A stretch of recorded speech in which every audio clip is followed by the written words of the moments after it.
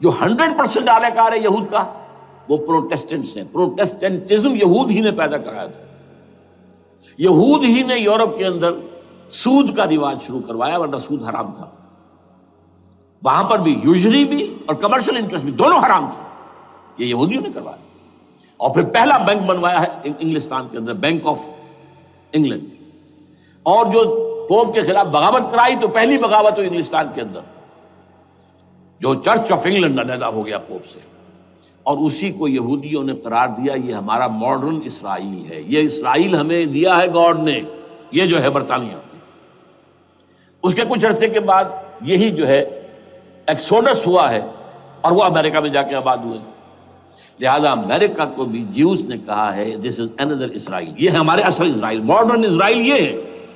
اس لیے کہ جو انہیں وہاں پر اقتدار حاصل ہوا ہے، جو قوت حاصل ہوئی ہے، جس قدر دولت انہوں نے وہاں جمع کی ہے، وہاں کے جس طریقے سے جکڑ لیا ہے حکومتوں کو، فرنگ کی رگے جہاں پنجے یہود میں ہے. ٹھیک 100 سال پہلے علامہ اقبال یہ مشاہدہ کر کے آ گئے تھے یورپ میں. اور کون دیکھنے والا تھا کہ وہاں کیا ہو رہا ہے، بیہائنڈ دی سین کیا ہے، سامنے کیا ہے، پردے کے پیچھے کیا ہے. فرنگ کی رگے جہاں پنجے یہود میں. اس وقت فرنگ کا امام تھا برطانیہ.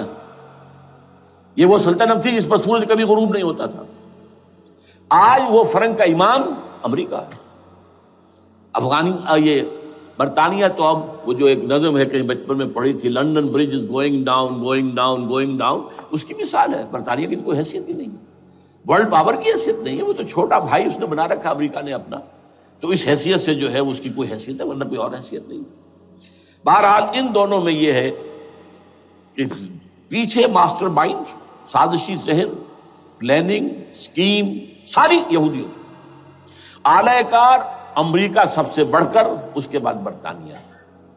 اور اس میں اصل پروٹیسٹنٹس، ان میں بیپٹسٹ، ان میں اس سے بھی آگے بڑھ کر ایونجلسٹ، جن کو کہتے ہیں بورن اگین کرسچنس، جن کو کہتے ہیں نیو کنزرویٹو کرسچنس. یہ تمام اصطلاحات آپ اخبارات میں پڑھتے ہوں گے، ان کو گروپ کر لیجیے.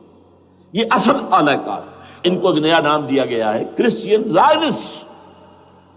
ایک یہودی زائنسٹ ہیں، سارے یہودی زائنسٹ نہیں ہیں، بہت سے یہودی ہیں جو یہ زائنسٹ کے مخالف. چنانچہ میری ہوسٹن میں ملاقات ہوئی تھی ڈاکٹر وشو گرانڈ، بہت بڑا پروفیسر ایمیریٹس یہودی. لیکن یہ کہ اس نے کہا، بڑے اجتماع میں کہا، ہمارا اجلاس تھا وہاں پر، ہم نے یہ جو ہے بلایا تھا ایک یہودی، ایک عیسائی اور ایک مسلمان، تینوں جو ہے وہ تقریریں کریں. انہوں نے کہا تھا کہ وی آر ناٹ سپورٹنگ اسرائیل. اس نے وہ عیسائی جو آیا ہوا تھا پروفیسر، اس کی طرف they are supporting Israel, we are not supporting Israel. اسی طرح میری جو ہوئی تھی round table conference, round table, اس میں ایک یہودی پروفیسر تھے، وہ ہسٹری کے پروفیسر، میں نام بھول رہا ہوں ان کا. انہوں نے کہا آئی ایم اینٹی زائنزم، میں زائنزم کے خلاف ہوں. تو زائنزم جو ہے اصل میں ایک سیکولر یہودیوں کی تحریک ہے، اور اس کے سب سے بڑے سپورٹرز کرسچین زائنسٹ وہ امریکہ میں بیٹھے ہوئے. تو یہ ہے صورتحال. یہ جان لیجئے کیتھولکس جو ہیں یہ اتنے پرو یہودی نہیں ہیں. اب رفتہ رفتہ وہ بھی اس کے اندر آ کر شامل ہو گئے. یورپ جو ہے زیادہ Catholics, Roman Catholics. Roman Catholics کا یہ بھی آپ نے جملہ پڑھ سنا ہوگا کہ یہ جو ترکی جو ہے ہمارا ملک، یہ جو کوشش کرتا رہتا ہے گھسنے کی یورپین یونین کے اندر. تو ایک دفعہ جان شراق نے کہا تھا، بڑا پیارا جملہ تھا، Why doesn't Turkey understand that we are a Christian club؟ یہ ہماری جو یونین ہے یورپین، یہ تو کرسچین کلب ہے، وہ مسلمان ہے، وہ کس وجہ سے آنا چاہتا ہے بندہ، کیوں تو خود داخل ہونا چاہتا ہے؟ Why doesn't Turkey understand that we are a Christian club؟ لیکن یہ ہے رومن کیتھولکس، اور ان کا میں بعد میں آپ کو بتاؤں گا. یہی آپ کو معلوم ہے کہ یورپ نے عام طور پر اسرائیل کا اتنا ساتھ نہیں دیا جتنا جو امریکہ دیتا رہا ہے، اور کسی درجے میں ان کے دلوں میں سافٹ کارنر جو ہے عرب فلسطینیوں کے لیے بھی رہا ہے.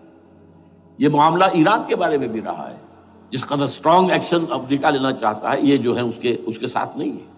تو یہ دونوں سا فرق ہے، وہ میں اس کا ایک بنیاد بعد میں بتا دوں گا آپ کو. بہرحال ان کا ایک جو ایجنڈا ہے وہ دو، سمجھیے کہ دو اس کے نکات ہیں، دو رسیوں کے مانند یہ آپس میں بٹا ہوا ہے. پہلا، عالم اسلام کے مادی اور مالیاتی وسائل خصوصاً تیل پر قبضہ. یہ ان کا دنیاوی اعتبار سے، دولت کے اعتبار سے، وسائل کے اعتبار سے اس وقت کا ایجنڈا ہے۔ ویسے تو اس سے اوپر وہ چاہتے ہیں پوری دنیا پر، وہ تو بعد کی بات ہے، لیکن ابھی نہ وہ روس کو چھیڑ رہے ہیں نہ چین کو چھیڑ رہے ہیں۔ چین تو ان کا سب سے بڑا جو ہے بزنس پارٹنر ہے، سب سے بڑا، اور چین کو رفتہ رفتہ وہ اپنی لائن پر لا رہے ہیں۔ اب تو صرف یہ کہ وہ ایک پارٹی گورنمنٹ وہاں رہ گئی ہے جو کہ کمیونزم کے دور کی یادگار ہے، باقی ان کی جو اکانومی ہے وہ تو آ چکی ہے اسی رخ کے اوپر جو یورپ کی ہے، مغرب کی ہے۔ نمبر 2 ایجنڈا کیا ہے؟ دنیا میں کہیں بھی اسلام کے بحیثیت ایک نظام زندگی ظاہر ہونے کا کوئی موقع نہیں دینا۔ We have to nip the evil in the bud at any cost۔ یہ ان کے ایجنڈے کا دوسرا بڑا حصہ۔ یہ 2 ہے انٹرٹوائنڈ، جیسے آپ لڑیوں کو بٹ دے کر رسی بناتے ہیں، ایسے یہ 2 لڑیاں ہیں۔